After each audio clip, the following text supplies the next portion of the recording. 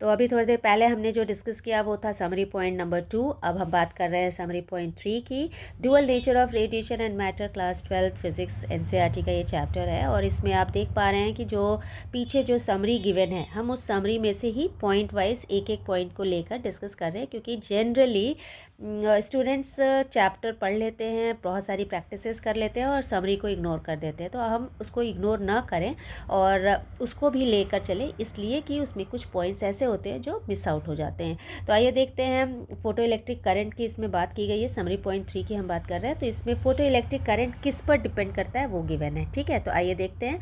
जो पहला पॉइंट है वो है इंटेंसिटी ऑफ इंसिडेंट लाइट, यानी जो मेटल, जिस मेटल की बात हो रही है या जो भी मेटल लिया जा रहा है, कंसिडर किया जा रहा है, उस पर लाइट की इंटेंसिटी किस तरह की है, वो इंटेंसिटी ऑफ लाइट कितना है, उस पर डिपेंड करता है फोटो इलेक्ट्रिक करंट, ठीक है। और सेकेंड पॉइंट जो दिया हुआ है वो है the potential difference applied between the 2 electrodes.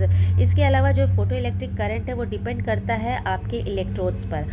जो इलेक्ट्रोड 1 है, इलेक्ट्रोड 2 है, इनके बीच का पोटेंशियल डिफरेंस कितना है उस पर भी डिपेंड करता है, ठीक है। क्योंकि आपको पता है कि पोटेंशियल डिफरेंस जब तक नहीं रहेगा तब तक आपका करंट फ्लो पॉसिबल नहीं है।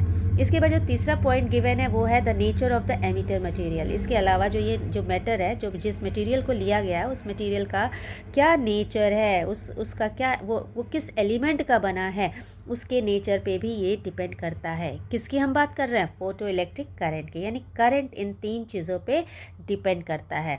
पहला है इंटेंसिटी, दूसरा है पोटेंशियल डिफरेंस और तीसरा है नेचर। तो ये चीज़ें आप ध्यान रखिए और इसके साथ ही अपने रिवीजन को पुष्ट करते रहिए। Thank you.